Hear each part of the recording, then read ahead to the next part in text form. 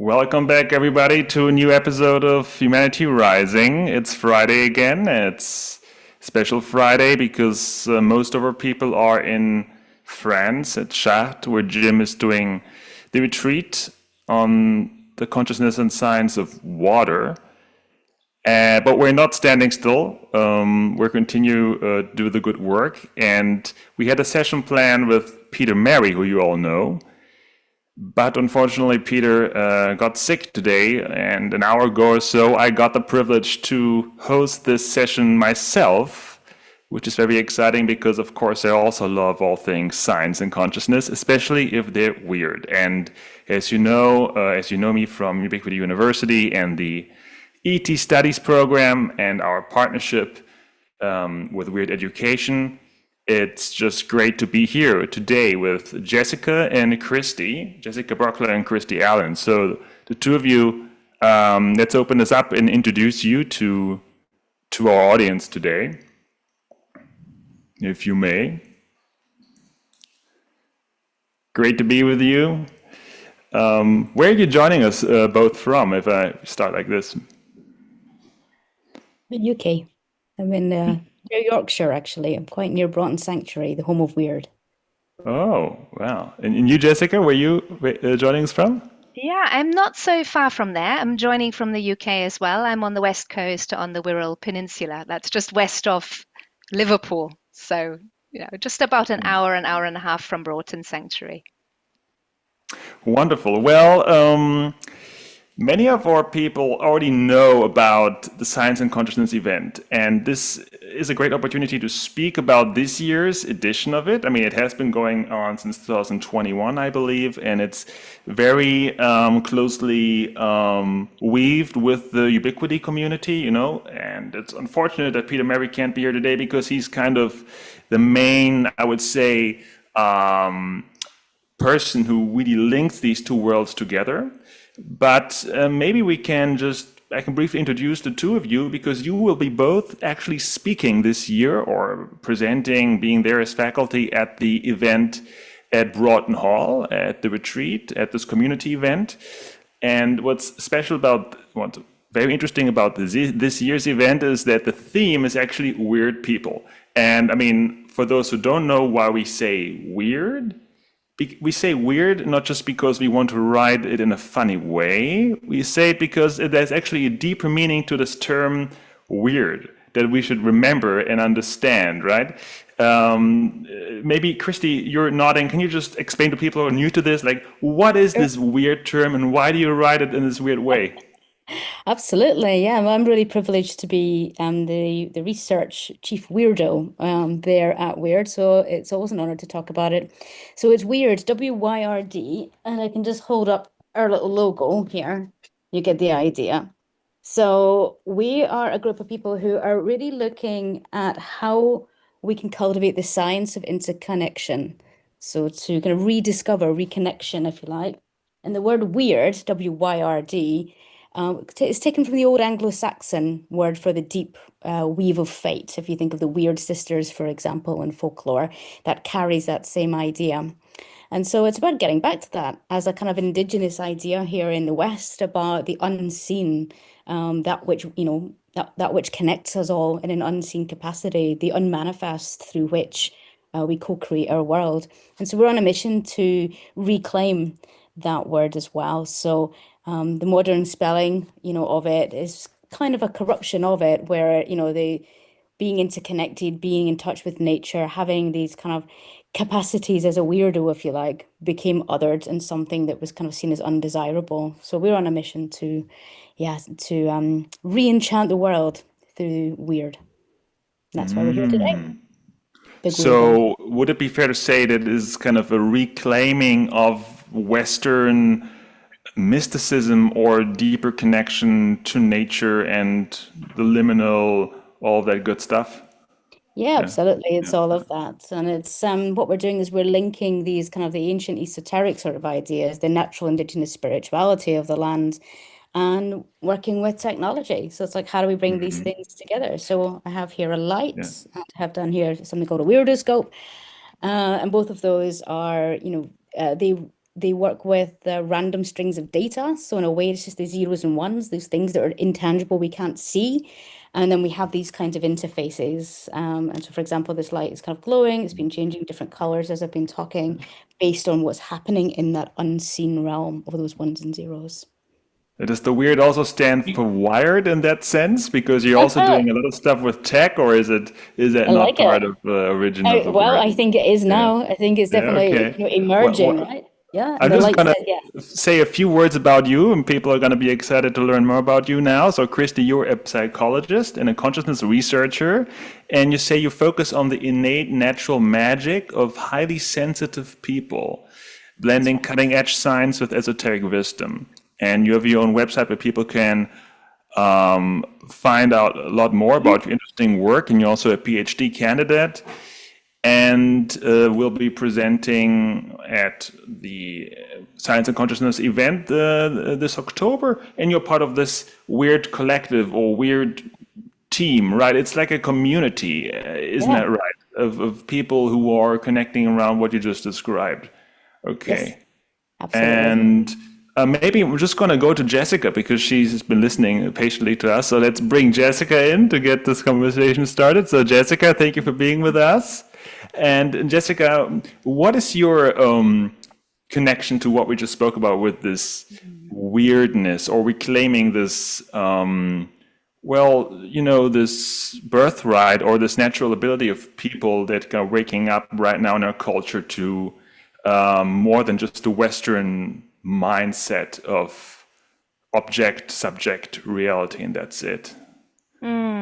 Thank you for having me here, George, and nice to be here with Kirsty.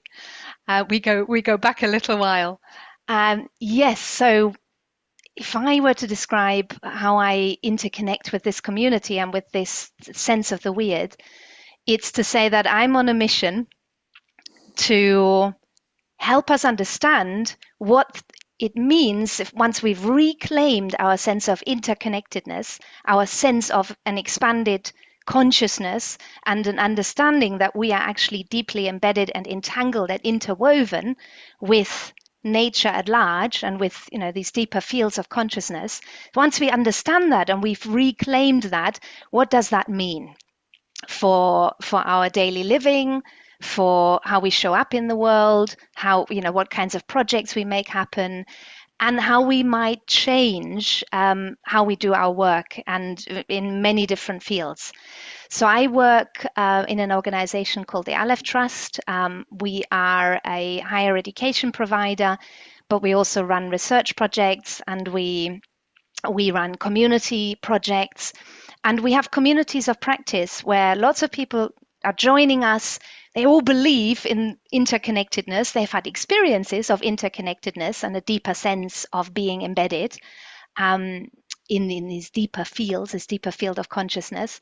And they want to bring that out into the world, into the mainstream, make it something that becomes normalized and accepted, and work from there to revolutionize how we do everything, whether that is how we do medicine.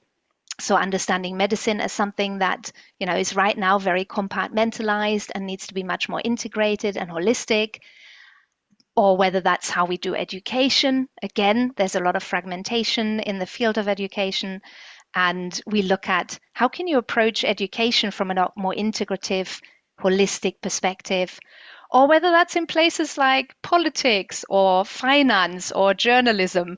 I mean, across the board, what we're seeing is a lot of fragmentation and a lot of polarization and division between people. And really, what we need to do is to bring this sense of interconnectedness to the fore and realize we are one. And can we act as one? What does that mean for how we show up in our professions? That's kind of at the heart of my work.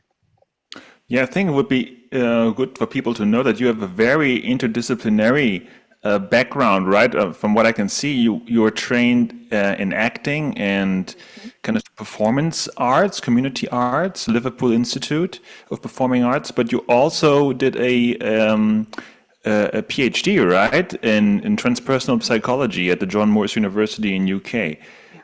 So Can you maybe speak to this passion of these different modalities that people don't necessarily connect psychology to acting or performance arts, and how that plays with this interconnectivity theme for you personally?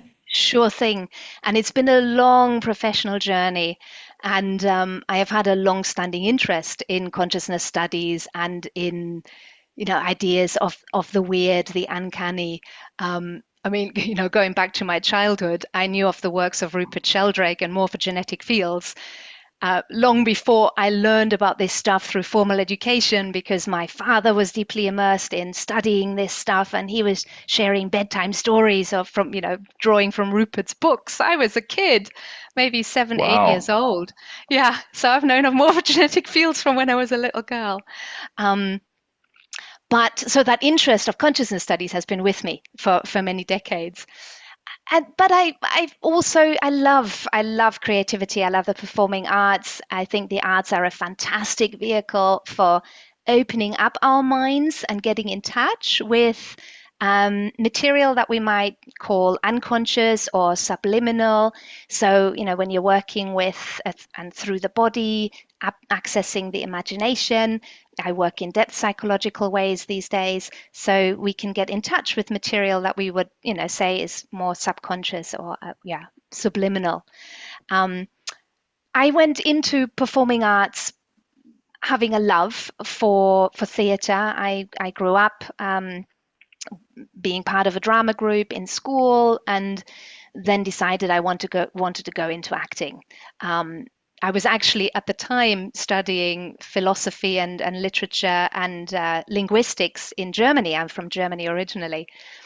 But the German education system was kind of killing what I loved, the sort of deep engagement with creativity, with poetry, with language. And I wanted to animate it and explore it through the body. So I applied for a course in performing arts, and that was at the Liverpool Institute for Performing Arts, which is still championed. It was founded and is still championed by Paul McCartney. And this took me into a long journey, really, of first of all studying the craft of acting in a conventional sense, right? I was part of a performing arts school, undergraduate for 3 years. But then from there, very quickly moved into community settings, drawing on the arts as a way to improve health, and then moving towards exploring how the arts, embodied arts, actually, open up the aperture of awareness and can take us into altered states of consciousness, and specifically embodied arts, so the performing arts. And my PhD was in that area. I explored quite esoteric theatre companies and theatre practitioners who were really using theatre as a vehicle for opening altered states of consciousness, for opening the aperture of awareness, for deep diving, playing together. And through this play, entering into almost shamanic states, I would say. So channeling information through as an ensemble, and using that to either create plays or to almost create ritual spaces, shared ritual spaces, where we were no longer working with performing arts in a conventional sense, but we were really engaging in sort of shared ritual with our audiences. And this touches into and connects with, this whole field of weird people. Who are we really? I would say the weird is really the normal, but it's been forgotten. And we are working on remembering it and reintegrating it. That's a little bit about my journey. There's a lot more to it, but just It's in a very, kind of nutshell. yeah, it speaks a lot to my experience. I think many people, if they're entering this postmodern sensibility of, some call it spirituality, or they get really turned on by connecting to wisdom traditions that are, of course, then foreign. Indian mysticism, Hinduism, you name it. But it seems to be a more kind of not mature, but kind of a next step for many people in the West now, that after having explored Buddhism, for example, that there's maybe this new movement. And I think that science and consciousness is kind of a representation of that, of people reconnecting to their culturally native representations or modalities of the liminal, the mysticism, the weird, right? And what you're saying here is interesting, because we don't usually think of performance arts as naturally spiritual or connected to some kind of deeper states of consciousness, when they obviously are, when you're just opening your eyes to it. So very much. And there are some very specialized people in the performing arts who have gone into this specifically, and they're lesser known, although they have deeply influenced a lot of the contemporary practitioners in theatre and also in film. But they themselves have operated more at the fringes. There was a Polish theatre practitioner called Jerzy Grotowski, who worked in Poland and then came into Europe in the 1950s, 60s, 70s, and he influenced very big theatre directors like Peter Brook in here in the United Kingdom, for example, who had a strong impact on the British theatre and film industry. But Jerzy Grotowski was influenced by practices that originally came from India. He was researching meditation and martial arts, and some people might say, oh, there are problems there, because he was in some way appropriating material from those traditions, bringing them back into the Polish theatre, laboratory theatre context, and then working with his actors to see, oh, right, what happens when we draw from these traditions. But very quickly, they then moved away from taking from other contexts and just working with the human being in performance, training psychophysically, training the body, training the mind, training the voice, in order to become this incandescent performer who would be able to channel and work in very spontaneous ways. So this was individual practice, individual performer training, and then also ensemble training, leaning into improvisation, both physically and vocally. And yes, they were entering into altered states of consciousness, and they were stepping beyond the bounds of the individual ego and tapping into, deeper shared fields. There's no doubt about it. And that's where my research interests lie, and then bringing that training into other contexts, adapting it, whether it's for education or whether it's in community contexts or working in corporate contexts, because this work is relevant everywhere. I think that could segue nicely into what I understand Kirsty is focusing on with highly sensitive people, because in a way, what's really up right now is this understanding that there is cognitive diversity, and not everybody understands the world the same way, and being highly sensitive is like a way of different cognition or being in the world that is becoming more recognized. So speak to us about, how do you connect this work with highly sensitive people to this weird subject, Kirsty? Thank you. And the first Science and Consciousness event that I attended, I think, was the second one, and it was actually called Making Weird the Norm. And that's something that comes up quite a lot, at Wyrd, funnily enough, and it's kind of like, in a way, that's our mission statement. And what I've really enjoyed through those events is meeting the people who come, the people who are attracted, people who are hearing a certain call, a call to action. And in the research work that I do and in the coaching that I do, and as a highly sensitive person myself, I see an awful lot of the shared traits of that, the characteristics that make up what we might call weird people in a way. So particularly with the subset of highly sensitive people, they're a healthy subset of the general population, and they experience sensory processing in quite an intense way. It's not disordered. It's very thorough, but it's almost like there's more of it going on. So what they have is they kind of have a natural innate sense of interconnectivity. They have a kind of natural innate sense of being aware of the subtle. And this is something, of course, that can be cultivated by the rest of the population as well. So it's not just exclusive to different groups. But the point I think of like Weird People as an event is that it's allowing people to come together who are hearing that shared call of how do we cultivate our weirdness? How do we cultivate these innate skills, which some people just seem to have, more naturally, the way they're wired. But how do we do that? And then how do we share that with the rest of the world so that people can make better, more informed decisions, for example, about cultivating and leveraging these skills that come with sensitivity. So that's like sensing the subtle, it's the natural creativity because maybe no, more neural connections are made at a depth level. So it comes up, it fosters innovation, for example, novel collocations, but also empathy and intuition. Also imagination, memory, and there are various other kind of interesting characteristics as well. But it's when we're distilling all of those things together, we kind of have like the recipe for magic. So people who are really sensing the subtle of what's going on within them in their inner world and how that's responding to what they're perceiving in the outer world. And therefore they have this really fluid sense of connection between who they are and the collective.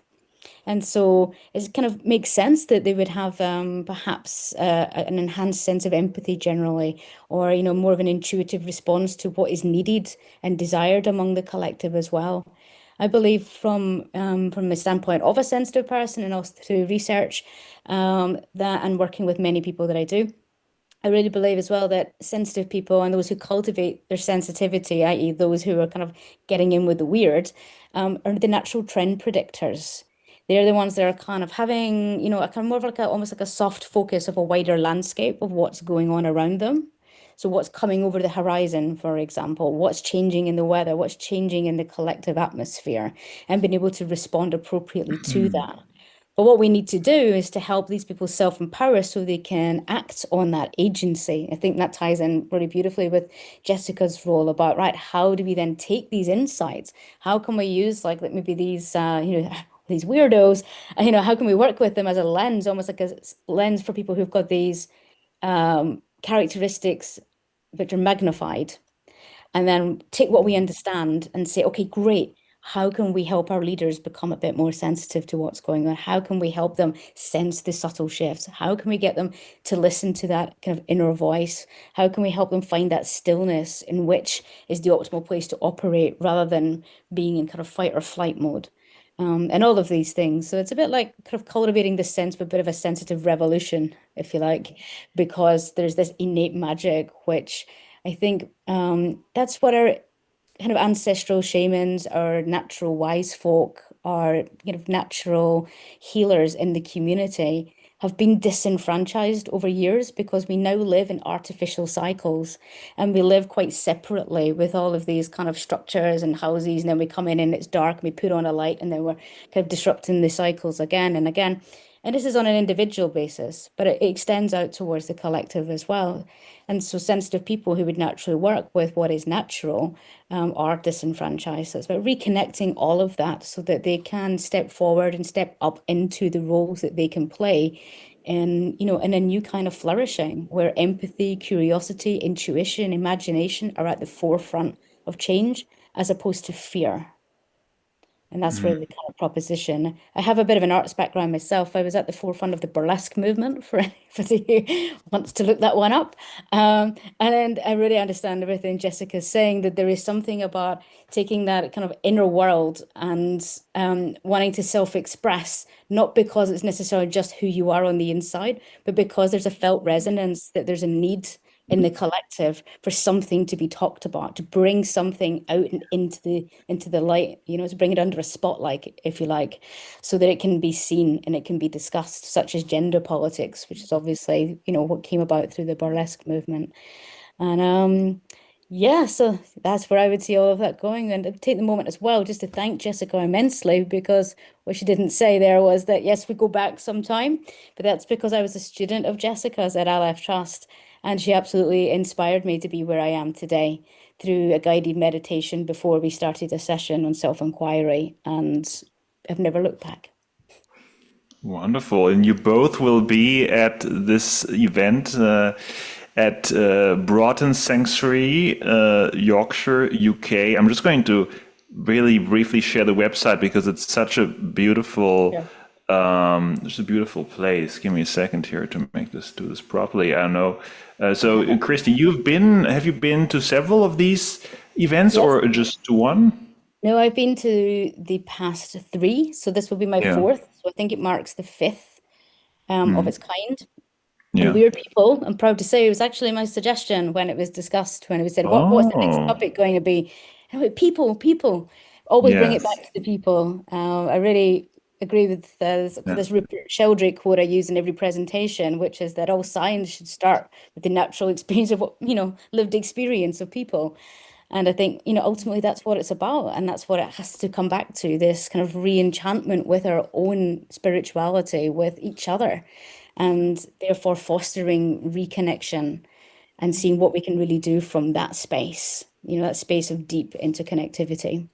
Here you are, Christy. Yeah, my And hair keeps changing to color, the but it's not. Ubiquity community will recognize many of these faces. Our head of energetics, Kaylin Ray, is going to be there. Peter Mary is going to be there. Wolf and Jano will be teaching a class at Ubiquity in November on Science and Consciousness. The Pioneers will be there. Jeff Dunn, we all know, and Jessica Bockler is here. I just wanted to show people the beautiful, beautiful landscape and venue there. I find it we're just dying to go there myself one day. It's not too far away from Berlin where I live. And I just find it interesting because there's also there, from what I know, the physical experimentation gear from the Princeton Anomaly Research, the Peer Lab, Mhm. that's housed now at Broughton Hall at this. Is it the estate of? Can you speak more about the place and where this event will be, so people get a sense Sure. of like what would await them if they go there? Okay. So, different events take place in different portions of the estate. The estate itself is like 3,000 acres. It's really huge. There's a lot of it's rewilding. So, I mean, you can go and you can explore, you can become really immersed in nature. But as you've seen in some of those photos there, there's a wonderful wellness, it's a state-of-the-art well-being center with the pool suite where you can relax.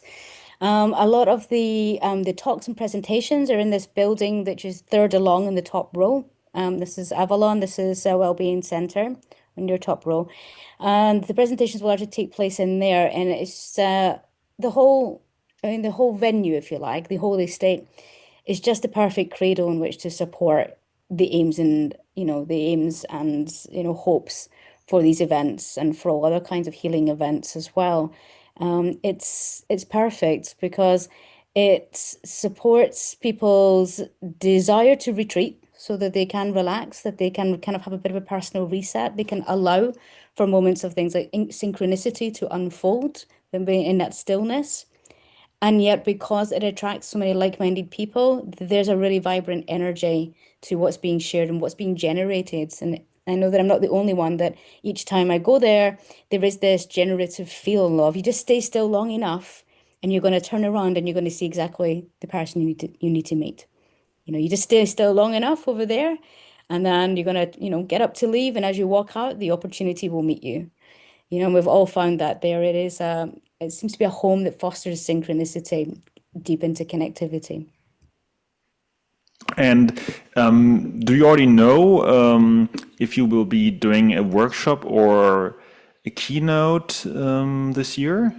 Uh, yeah, so I think I might be one of the first speakers. I think maybe when maybe not so long after people arrive, maybe even, I'm not too sure. Just to kind of frame it really and kind of set the scene around, well, what are these qualities about being weird, about reconnecting with your natural innate magic of interconnectivity. I'm going to be looking through some of these characteristics and relating it to the science, which is where the high sensitivity aspect comes in. But also we'll be touching on things like neurodivergence and very many other things as well, because all of this is part of being human. And then it's about linking those into the speakers, and the workshop facilitators are going to be helping people to experience more interconnectivity. What are the practices? How do we go about it? It's all very well to understand that what, maybe empathy involves a certain kind of like mirror neurons, and some people have more activity there. But now what? What we're going to do about that information. And so that's where we get really playful. And the intention for this year is to have quite a playful, almost childlike feel to it, which ties in a lot, I think, with the older performance art, where you think things like dance even, or like, spinning around, as a child might do. But of course, we find that in Sufi mysticism as well. So it's like, how do we link this embodied experience of playing with states of consciousness so that we can reconnect with those skills that we've all been kind of trained out of? Jessica, I can add on to that. I was just going to say, please. perfect segue into what I might be doing. And I'm playing with ideas still, but I certainly, connecting to what Kirsty has just said, I will certainly bring play to the fore and embodiment, and it'll certainly be a practical session. That is my sense. I have yet to sit down with Peter and Kirsty and plan this through a little bit more, but there's no doubt that it's really important for us to experience this and not just talk about it and intellectualize it. We can have cognitive appreciation, but everything shifts when we feel it in the body and when we live it. And we all have different ways of accessing these more expanded states. We have different sensory preferences, extrasensory preferences, different ways of tapping these many channels through which the information flows. And so one aspect for me will be to help people to identify what are my sensory and extrasensory channel preferences. How do I access information that comes and wants to flow through me? And then also to play with that. So to set up a container where we feel comfortable, we feel safe to do things a little bit differently, because it is strange once you shift away from verbal communication towards, more movement practice. People can feel a little bit more nervous around that, or singing, vocal work. It's vulnerable, and so people do need to feel comfortable and safe to start to play. But the idea is to not think about performance as such and perfection, so sounding good or looking good, but really to kind of give yourself permission to begin to move and play with movement and see what wants to happen. And for that to begin to flow naturally. So often what I do is if I work vocally, if I want to, amplify vocal play, then we might start with a breath practice or a meditation and gently feel into how is breath flowing through me? How is that animating what's happening in my vocal cords? What sounds am I making? And to make, unusual sounds. So not sounds that are musical, but just natural sounds. There's a whole practice around natural voice work, which is just about letting the breath and the sound flow through you naturally. And from there, something can happen. Or working with movement, right? Same thing. I often invite people to close their eyes and to work with eyes closed and begin to move, and then encounter others in the space. And that can become a movement improvisation, which is so playful and so beautiful to witness, but also, it feels very different from I'm stepping onto a stage and now I'm performing, in the sense of how we think of theatre or, any of the kind of performance crafts where everything is polished and looks beautiful and perfect. No, this is more about I'm liberating an inner impulse. I'm noticing what's coming through. I'm kind of getting out of the way of something that wants to happen through me. And then I'm following through with the impulse that is flowing, right? And I'm sort of trying to animate that through movement so you get a feeling for it, Yeah, it's what it funny when feels you like. say that. Somehow that idea is not really part of the West, only in a very elite sense that the great pianist is allowed to do that, the great ballet dancer, but it's not part of what, like now for many hundreds of years in Western mainstream is something that you're not supposed to get out of the way. You're supposed to get drunk maybe, and then you don't feel anything anymore. But like Yeah. what you're describing there, it seems like pretty new for the Western Yeah. people to adopt in their culture, at least. Yeah. Yeah, it's so true. And the only way we give ourselves permission in Western culture is exactly as you've just said, through, alcohol and drugs. Now, not talking about psychedelics here or entheogens, plant medicines, because there is also something very beautiful about working with those modalities in a conscious way in order to open the aperture of awareness, right? So, but yes, in the Western world, we've repressed this sort of natural free flow and are then only giving ourselves permission on a Friday night to get drunk and then it's out of control, right? So I'm really talking about re-owning something that's our natural birthright and that young, children have this naturally. We all have it naturally, and then it gets repressed through our educational system and through our very cognitive framing of life in the West. So we kind of got to open up that box again and permit ourselves to show up as fully rounded human beings. That is what we're talking about, really. But because that's so repressed, we have to sort of do it step by step and in a way kind of create the containers where people can feel safe enough to begin to play and explore. So that's a big part of this, I think, to have the right kind of setting, to look at the context in order to enable that work to happen again. Yeah. And Kirsty, please go ahead. So I was going to say that I think that's why Broughton is such a perfect venue for this, because it's so abundant with nature, and even like the man-made structures within it are reflective of the beauty and the natural cycles and rhythms of nature. Like with all like the glass paneling and things and the sacred spiral that runs throughout the well-being center, it's like it really does create that container in which I think people feel held by the land beneath them rather than necessarily, the buildings. And then the content of what we have on the retreat is all about bridging that kind of gap. It's about bridging lots of gaps between science and spirituality. It's like what do we understand about the scientific approach to consciousness, and the other way around. What is the experience of consciousness, and how does this speak back to inform the scientific process? And having these kind of inner outer kind of material immaterial worlds meet is really fundamental. And on the list we have we have a number of people who are kind of demonstrating that. So we have like Eddie Foster, for example, an intuitive artist who's going to be, gently letting people explore what that feels like, just to even by using like a pencil, like what's coming out from within you and being manifest in the world. And equally, what are you drawing back from what you're looking at around you that then, kind of facilitates this cycle of inner outer worlds.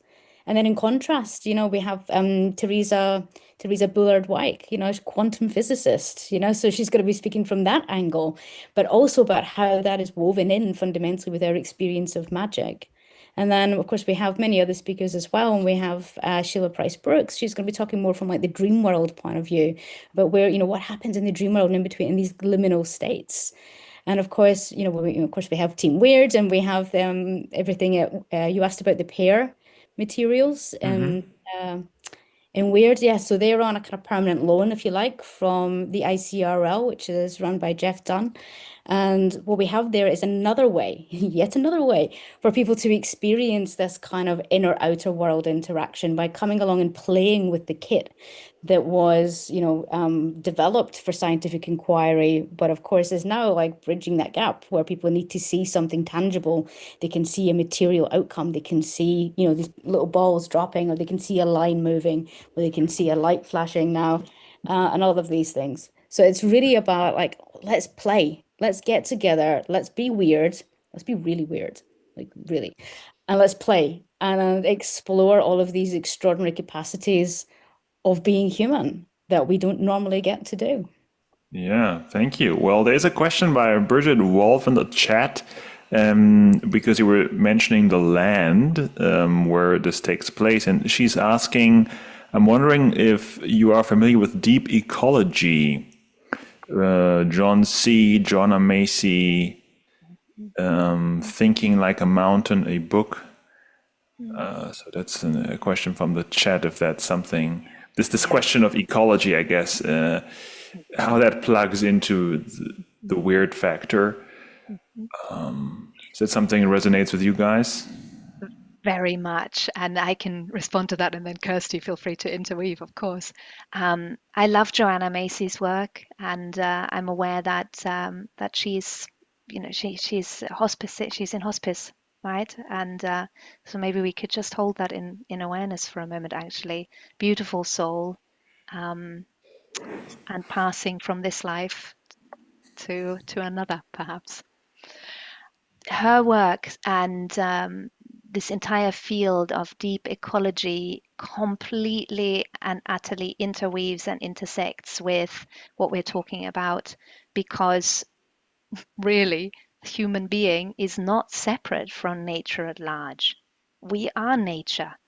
And so when we're looking at transpersonal psychology and models of consciousness, yeah, there is work to be done still to really illustrate how our deeper psyche is the psyche of the world. And people like Carl Jung have written about this, about the psychoid archetype, which connects the human being to the world at large, mind and matter, this bridge between the psychological and the somatic. So, even from a physical perspective, our atoms, our bodies come from the earth and they return to the earth.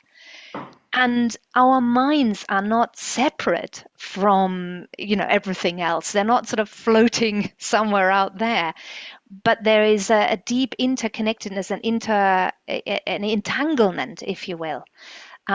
We can look at models which describe fields of consciousness associated with structures in matter, right? So I would adopt a point of view of a holarchy, that we have increasing wholes, wholes of increasing complexity, which form the world, from atoms to molecules to cells to organs to bodies, which give rise to different species. And so we have animals, we have human beings, we have plants, and then we have systems that arise from there, so increasing complexity, but all that on a physical point of view. But there's also interiority to all these holons. And that interiority, kind of speaking from a sort of panpsychist perspective now, I would say that everything that exists has some form of interiority, some form of consciousness. But of course, how that is expressed is different depending on the level of organization. So for a human being, it's different to a bat, or what it's like to be a tree. But I believe there is interiority to every aspect of that level of organization. And so I'm just trying to come back to what the question was. Well, but then there's interiority to nature, and Yes, exactly. Yes, right. some of all interiorities of nature Yeah, are the super interiority, that we are part of a bigger interiority, and we're talking about Gaia all of a sudden. Like, what's the correct. That's right. And so yeah. human consciousness, can it be, is indivisible from Gaia consciousness at a certain level, right? So all these things are interconnected and interwoven. Thank you for bringing me back to that. So really deep ecology connects to consciousness studies and transpersonal psychology in that sense, that everything is interconnected and entangled. And so the work of Joanna Macy is incredibly relevant. And for me, it has personally also motivated me to be engaged in all these fields as a kind of subtle activist, as someone who draws on these practices that enable us to realize more of our interbeing and entanglement in order to then show up differently in the world. So that's a different form of activism from, oh my God, there are many different things wrong in the world, and we've got to fight against what's wrong, or or speak out in a sort of polarizing way, which is happening a lot. Instead, how can we come from that place of entanglement and oneness, and then be different, from, and operate differently from how we're operating today in the mainstream, if that's making sense. Completely. Yeah. Yeah. Do you want to piggyback on that, Kirsty? I think you said it very beautifully. I think so. Um, Yeah, I mean, I just keep thinking that, when we're all at Broughton together, it's a bit like I'm always thinking in metaphors, but it is like we're held by, those deep roots underneath us, and we have our own roots, that we're kind of rediscovering as well, and how connected and how far down they go, to bring us all back together. And it's a bit like when you think of roots, then that analogy, when you look up the way, is like we're the little birds in the tree, and so maybe we can come together and, sing a new song, and yeah. Not quite as profound as what you were saying, Jessica, but there we are. Mm, yeah. And Yeah, I still want to help understand this theme of the weird people, right? I just want to come back to that somehow, because I think it's so needed in the mainstream. It's so up in the zeitgeist for many people. I know. I mean, there's this big movie. It's a very old movie from '88, but it just came to my mind, Rain Man, with Tom Cruise and Dustin Hoffman, and there we have this idea of the savant, right? The typically weird person that can't fit into society because he's so weird in a negative sense, but then he has these gifts of being super good at math, or as you said, like a shaman in the past, sensing certain things. And whereas the shamans were kind of honored, or the oracles and integrated in society and had their place, these weird people, they're not really accepted in our cultural frameworks as much. They're kind of othered, stigmatized, like put on the outside. Sure. And is that the type of weird we're talking about, or are we talking about a different type of weird here? I think would be interesting for the Sure. audience. Just, I think like maybe the character of Rain Man, for example, is maybe someone, who has a particular gift in its extremity, and in its extremity perhaps isn't able to, be in the world as it is for most people.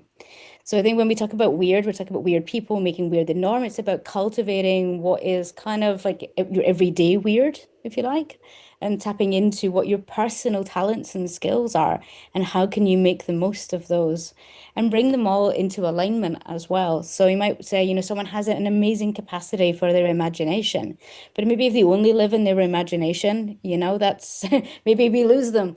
And, we really kind of want to bring them down into the material world a little bit and give them a pencil, and guide them in that sense. Or perhaps someone is very incredibly empathic, and then they feel the world so intensely, they become so overwhelmed, they withdraw from it. So it's how do we hold them? How do we create space for these people? And so on and so on. But for from making weird the norm for weird people, it's about, everybody stepping into and stepping up to their own talents, their own natural, innate kind of like sensitivities, their own kind of weird magic, if you like, and then distilling and training themselves and bringing those things together. Because when we bring something like empathy and imagination together, we can create something new from that. So Jessica was talking about the hold-ons and things being kind of like whole and then growing, and it's like including all the way up, in a sort of organizational structure. So it's like, so how do we look through the lens maybe of sensitivity, for example, look through the lens of arts, look through the lens of esoteric practices to say, what is it we're cultivating here? What is the good stuff that we want to get more of? And how can we share that with everybody so that, we can practice this, we can build this into our lives? so what I'm hearing there, Christy, is maybe that our personal superpowers are kind of hidden behind this stigma of being weird, or this feels weird, this feels unsafe, but actually Sure. that's when we plug into what's really Yeah. makes us feels alive. Yeah. And Yeah, lots of people resonate, I'm sure, like, with the idea of being like the weirdo at the end of the village, that you want to live a little bit away from maybe the overwhelm of like, the inner city and the kind of 9 to 5 and all of these things. And historically, that may have been the case that you would think, okay, you live slightly out of town, but when you're out in your garden and suddenly you bring your washing in, everybody else then looks and then does the same. They don't quite know why, but you're onto something. Or if you pack up and leave town, they're going to think, okay, that person's onto something. It's just having that kind of attunement, that more natural attunement to what's going on around them and what is becoming and what are the probabilities that are potentially unfolding. And maybe where there's a shift or there's a change or there's an augmentation to a natural cycle. And it could be a really subtle one, the subtle patterns that kind of underpin maybe reality itself. If there's something shifting in those, or if there's something not quite right in those, then someone who's quite sensitive is just going to have a bit more of a kind of spidey sense about it, and maybe a laser focus on watching that space. And maybe that is why, weirdos, so sensitive people who want to cultivate these skills, are kind of more naturally attuned to having maybe precognitive dreams, for example, or have interests in healing, have interests in creating purpose for themselves as well. And that purpose is driven by its service to the collective. People often talk about, oh, I got to find my purpose and then I'll feel whole. Or the reason I'm anxious, the reason that I have low mood is because I just feel like I don't belong anymore and I don't have any purpose and I can't find it. Well, actually, one of the skills of being weird, in my opinion, is your ability to create purpose. And you create it by going within and saying, what is going on deeply within me? And how does that resonate with the collective? What's going on? If I tap on the little spidey string on the web, what else is resonating back to me? And from that point, you become generative. And that's when you create, and you're creating like with a capital C, if you like. And when you do that, you attract others and so on. And I think that's what Peter has achieved with creating science and consciousness itself. He's created something from within by sensing a need and a shared desire for change. And here we are, here we all turn up. And then we're feeling that effect again and again and again, almost like a holographic kind of effect. So being weird is for everybody. It's our natural state. It's our natural way of engaging with the rest of reality. But we've forgotten it. And it's about how do we re-enchant the world? Well, we do it through reconnection with that fundamental awareness that we are already fundamentally interconnected. And so playing with states of consciousness, for example, as Jessica has talked about, is kind of, well, that's the spiritual practice. That's what we want to get back to. And from the weird tech side, it's like playing with states of consciousness and having an interface with that material world. And that interface is the technology, and that's the purpose of all of that. So. And I think that's inherently new. I think we shouldn't mention that and frame it as such, because it's not just about kind of a revival of pre-modern practices in a way, but it's really about trying to understand or invent or co-create, whatever word you like, this new culture where this modern way of seeing the world can finally join together with a more spiritual way of seeing the world. That's so interesting. That's so new, I think, about what you guys are doing. And let's not forget this year, the telepathy tapes, I think number 3 or number 2 of in the world podcast charts, it shows that the subject is up for a lot of people, and they're waking up to the relevance of it. So I think this is ahead of its time, and people are just catching up to what you guys have been doing since 2021. So, yeah, well, we'll be hearing at the event, of course, we'll be hearing from Wolf and the team and, all the other researchers and scientists and their contributions to this, emerging field, if you like, excuse the pun, but, this emerging kind of field of research. There's the original team and, of course, the ICRL, and there's Team Wyrd. And we'll hear about all the latest developments via Wolf, and I'm really excited for that as well. Yeah, so let's mention again where people can learn more. So there is gowyrd.org. That's a great website for people to start, right? Yep. I'm going to put this in the chat here. There's a community on there that people can join as well. It's a free community, and we just chat with one another. And then, you can get involved with the tech if you'd like to. Talk to me There's about Wyrd that. Education in partnership with us, Ubiquity University, where you can get certificates and degree programs with courses and events such as this, where you can really learn more about that. It applies in your personal world. And You also have your personal website, right, Kirsty? People can learn about I more, what you do, offer. thank you. Yeah, and I'd love to just share this one if it's okay. Yes. It's the if crowd. So it's for people who think and feel deeply, however else they identify, there's a big question. And it can be, again, it can be free to join for anyone that needs it to be. You just contact me. And that's a community where it's coaching, it's group coaching, and we're intentionally cultivating and exploring those gifts of consciousness, such as imagination, memory, extrasensory perception, intuition, empathy, all of these things. And at the same time, we're just holding space for the challenges that may come up, such as, anxiety about the world, for example. Oh, and is that specifically for highly sensitive people, or? Yeah, it's well, highly sensitive people, but we meet people where they're at. Labels are labels, so it can be HSP. Some people might say they're responsive. Some people say they're intuitives, creatives.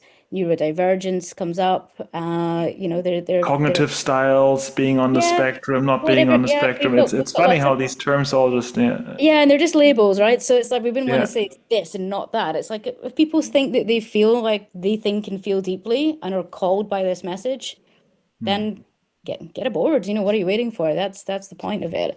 You can call yourself whatever you like. And Jessica, where can people learn more about your work? For sure. So one thing I would post in the chat is, I'll do that right now actually, is nurturing the fields of change. It's similar to Kirsty. It's a community of practice for people who identify with everything we've just talked about and are really interested in applying these new ways of working, opening up, to altered states of consciousness and working with interbeing to bring about change in the world. So this is a community of practice for holistic change agents, no matter where you are in the world. We get together, we explore these themes, and then we look at, okay, how do we then take that into the world? What does that mean for my context? We have shared case study groups. We have peer labs, if you will, where we sit in reflective practice. And then we have monthly sessions, get-togethers, where we're exploring different kinds of themes. Subtle activism was a theme recently of ours, where we were looking at, okay, how can we create a shared field and act from that field in order to amplify change. But we're also looking at other things, like how does learning from nature influence our work? So linking back to Joanna Macy and deep ecology, what is it that we can learn from leaning more into natural rhythms and cycles? Because that doesn't come very naturally to us in the Western world, right? Because we've become so detached from these natural rhythms. So it's a kind of relearning that we're inviting in. And lots of different themes we explore in Nurturing the Fields of Change. It's a membership community and people can join all year round. Yeah. And then perhaps I ought to mention the Alef Trust, which hosts all of that. Similar to Ubiquity University, it's a higher education provider. We have master's and PhD programs and other kinds of certifications for people who are interested in consciousness studies, transpersonal psychology, and we have some specializations as well into shamanistic psychology, transpersonal eco-psychology, integrative medicine, and a number more. Yes, and I can put that link into the chat as well. Wonderful. And Sounds of like I highly course, recommend it. I love the Aleph. yes. And of course, if people want to meet the two of you live, then all they have to do is go to Broughton Sanctuary in October, 20 to 24th. Then you will both be there and all the rest of these wonderful, Wyrd people. And it's kind of tongue in cheek, right? Because you're kind of self-declaring as Wyrd, but you're not really Wyrd. You're the new normal, right? Yeah, weird in the traditional sense, the weird it was originally intended, right? Weird That's a as good the way of framing it. fundamental Yeah. interconnectedness as opposed to separated and othered, which is the modern conception. Wow. Well, looking at the time, I think that's a wonderful note to end on. The original meaning of Wyrd, that's what we have explored today. And I want to thank you so much for being here. I think this was a wonderful conversation and I learned a lot about this. And as we usually do at Humanity Rising, what we now have the opportunity to do is to come to the after chat, which is a Zoom meeting, which is not live streamed anywhere. It's the community. And if you have some time, Kirsty and Jessica, to join there, just if it's a few minutes, people would love it. And the link is in the chat, and I will also send it to you via email right now. So thank you so much for being here with us today, Humanity Rising people. And next week we'll be back to Jim, and he will tell us what it was like in Chartres, France, and all the other good stuff that is happening at Ubiquity. So thank you so much. Have a wonderful weekend, and we'll see you next week. Thanks so much. Thank you. Take care. Guys. Bye. Bye bye.